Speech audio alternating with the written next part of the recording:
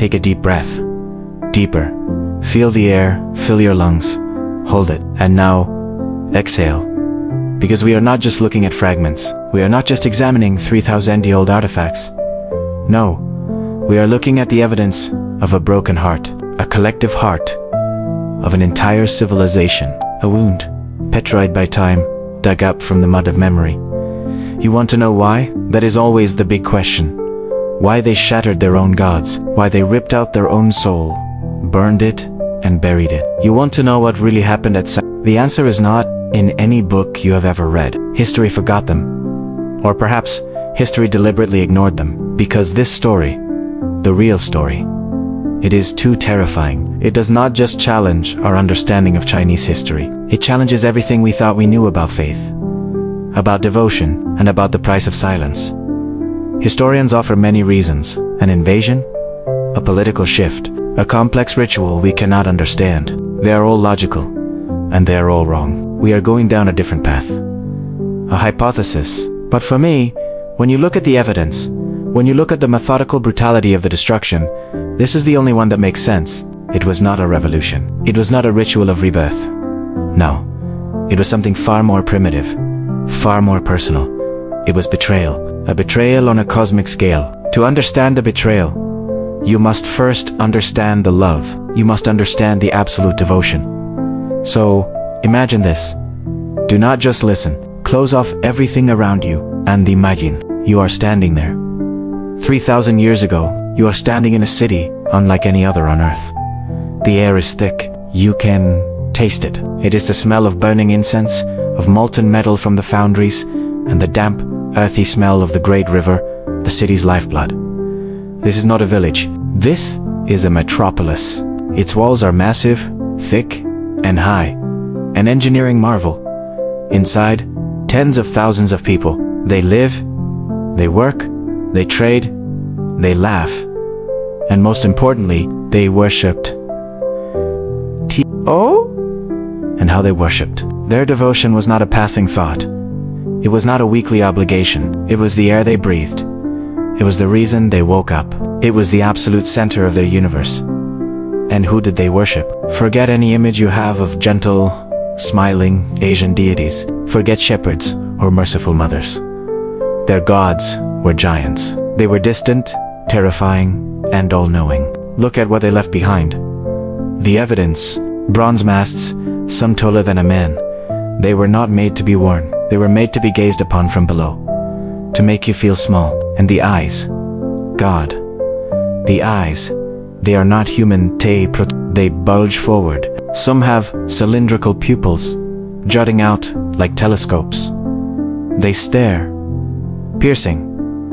They did not look at you. They looked through you. They looked into the past. They looked into the future. They looked to the heavens. They saw what human eyes could not. These were the observer gods. The watchers. They saw everything. And to communicate with these watchers, they had a hotline, a tool. The spirit tree. That is not a metaphor. They actually built it. A bronze tree nearly 4 meters high. An absolute masterpiece. Its branches twist and climb, reaching for the sky. On every branch, bronze birds. Birds with long, sharp beaks. They were not just decoration. They were the messengers. This tree, it was an elevator. A portal connecting 3 realms. The earth, where mortals lived. The underworld, where the ancestors rested. And the heavens, where the observer gods were watching. The priests, in their magnificent robes, would perform rituals at its base. They would send up their prayers. And those messenger birds, they would carry those prayers, soaring past the clouds, straight to the ears of the gods. Life at their entire civilization was built on a covenant. A promise, a sacred contract. The covenant was clear. We, the mortals, will provide. We will sacrifice. And we will not just sacrifice worthless things. We will bring our most precious treasures. We will bring ivory, not 1, not 10, but hundreds. Thousands of ivory tusks, hunted, hauled, and polished until they shined like the moon. Proof of our wealth and power. We give it to you. We will bring jade, carved into intricate symbols that only we and you understand. And above all, we will bring bronze.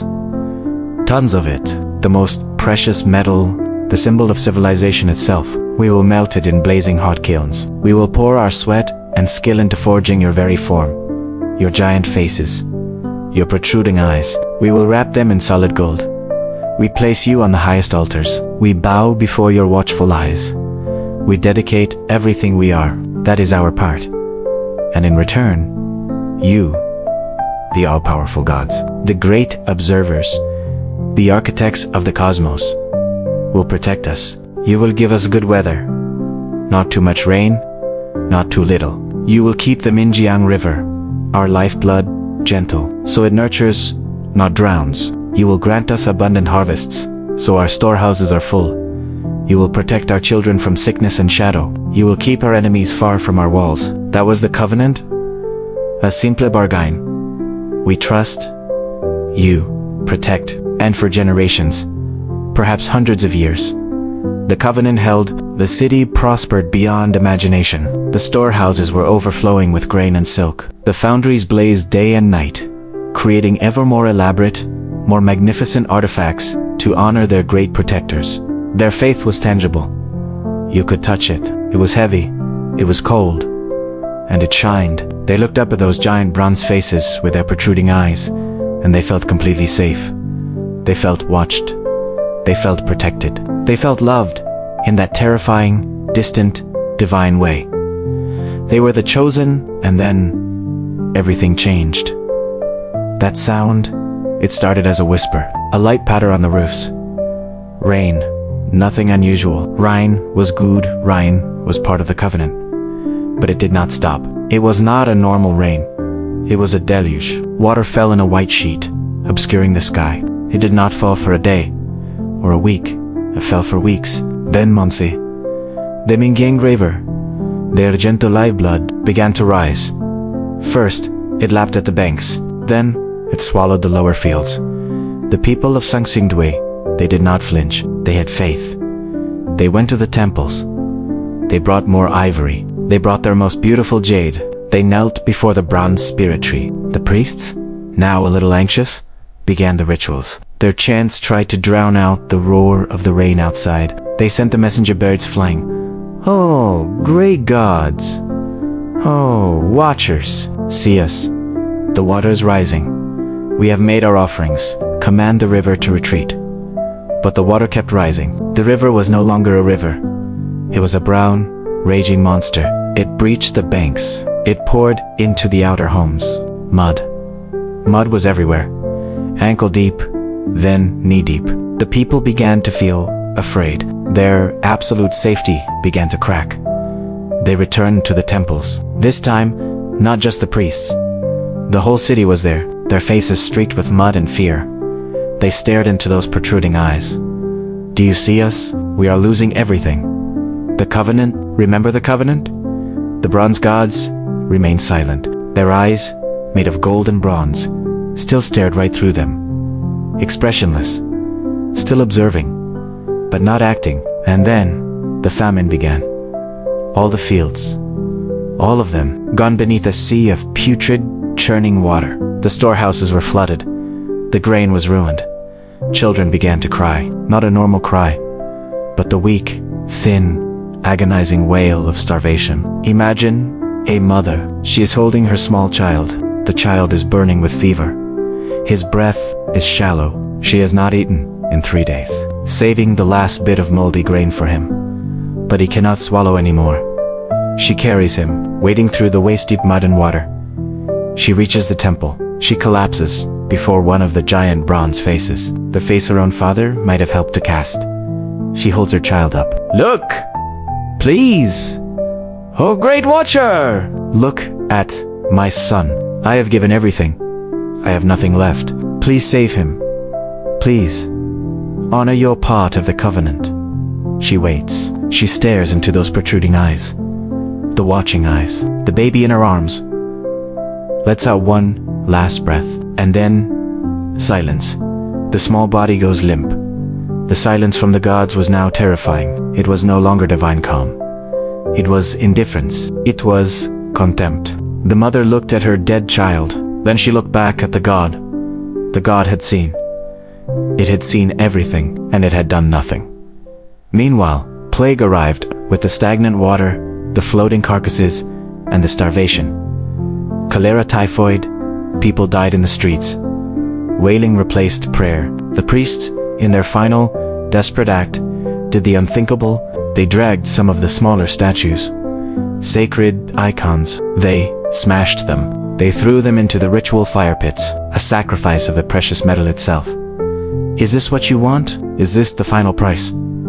Take it and save us. Save who is left. Nothing, not a sign, not a whisper. The rain still fell, the water still rose. And then, someone, maybe it was that mother, her eyes now empty of everything but grief. Maybe it was a high priest, an 80-year-old man who had dedicated his entire life to these gods, realizing the awful truth. The covenant was broken. Not by the people. They had given everything. They had paid with everything. The covenant was broken by the gods' faith. A thing so beautiful and so strong, when pushed to its limit. When betrayed so completely, it does not just fade away gently. It does not crumble to dust. It turns into something else. It compacts. It hardens. It turns into something black and white. It turns into rage. A scream echoed in the temple. It was not a scream for help. It was not a scream of grief. It was a scream of fury. A blacksmith, a large man, who had perhaps poured his own skill into casting one of these heads. A man who had lost his wife and children to the plague. He had been standing there, staring at the god. And then he turned. He waded back to his workshop. He grabbed a sledgehammer, the one he used to shape metal. He returned to the temple. He walked past the mother clutching her dead child. He walked up to the altar. He stood face to face with the giant god. He looked right into the eyes, the watching eyes. You see? He whispered, his voice raw. You see everything, don't you? Then watch this. And he swung the hammer. With all the strength left in his starving body, he swung that sledgehammer right into the center of the protruding eye. Te? Sound. It was not a clean clang. It was a deafening crack. A thud of heavy iron on thick bronze. The sound of blasphemy, echoing through the city. A second of dead silence. Everyone held their breath. Waiting for divine retribution, for lightning to strike the man down. Nothing, only the sound of the rain. And then, all hell broke loose. It was not a riot. A riot is chaos. This was an execution. It was methodical. It was purposeful. This is what you must understand. They were not just toppling statues. They were performing one final ritual. A ritual of severance. A ritual of revenge. They brought ropes. Those sins of men, they dragged the giant gods from their altars. The faces they once worshipped, now dragged face down through the mud and filth. They brought them to the great pits that had been dug. Perhaps these were the sacrificial pits, meant for offerings. Now, they were graves. They swung hammers. They swung axes. They used levers. They did not just hit anywhere, they were specific. They smashed the eyes. You will never watch us suffer again. They shattered the ears. The stylized Selah ears. You will never ignore our prayers again. They hacked off the mouths. If they had them, you will never stay silent when we need an answer again. They used fire. They heated bronze bars until they were glowing red. Then they doused them in the filthy floodwater, making the metal crack, splitting it, making it recoil in pain. They wanted them to hurt. They wanted the gods to feel a fraction, just a fraction, of the pain they had endured. They smashed the golden heads, the symbols of power. They tore them apart. And the spirit tree, the elevator to the heavens, they chopped it down. They did not just fell it. They broke every branch. They twisted and snapped the necks of every single bronze messenger bird. No more prayers will be sent. No more messages will beg ignored. The gate is closed. Permanently. Imagine that scene. An entire civilization. Thousands of people at the absolute peak of their desperation, systematically destroying their own belief system. The screams of humans mixed with the shrieks of tearing metal. Smoke rose from the pits, carrying the smell of burning metal, of fetid mud, and the stench of a dead faith. They were not just destroying gods, they were destroying the evidence that they had ever believed. They were erasing their own foolishness. They were erasing hundreds of years of pointless devotion. They did it methodically. They smashed. They burned. And then they buried. They threw the pieces into the pits. Layer upon layer. A layer of broken masks. A layer of ivory. The hundreds of tusks, meant as offerings, now used to bury the dead gods. A layer of shattered jade. A layer of ash from the things they burned. They filled the pits. They stomped the earth down. They wanted it gone. They wanted it forgotten. And when it was over, when the last statue was buried, when the last hammer fell silent, when the last scream faded, only silence remained, a silence heavier than the roar of the flood. The city was dead. It did not die from the flood. It did not die from the plague. It died in that instant the first hammer swung. Its soul had been extinguished. The gods, the protectors, the watchers, had proven themselves to be nothing but hollow, cold metal. There was nothing left to stay for, nothing left to pray to, nothing left to hope for. The survivors, the ones who had lost everything. Wives, husbands, children, faith, they did not rebuild. How could they? They turned their backs on their city. They turned their backs on the mass grave of their treacherous gods. And they walked away. They took nothing. No bronze, no jade. They took only the memory of their rage. They walked away into the mists of history. They never returned. They never spoke of this place again. It was erased from their memory. They left behind a ghost city, a city full of executed gods, buried beneath the mud. And that is what those farmers found 3,000 years later. They did not find a glitch in history. They did not find a lost civilization. They found a crime scene, the evidence of a broken oath, the evidence of a love turned to hate, those protruding eyes. They still stare, even shattered, deep in the earth. They still watch. But now we understand, they are not alien gods. They are broken promises. They are indifferent observers. And the real mystery of Sanxingdui is not where they came from, or where they went. The real mystery, the real lesson, is what humans are capable of. What we are capable of when our greatest faith turns into our deepest betrayal. It is a warning, a story written in bronze and fire and mud, a story of the silence of gods and the bottomless fury of humankind. Do you feel that chill? That chill running down your spine? That is not ancient history. That is human nature.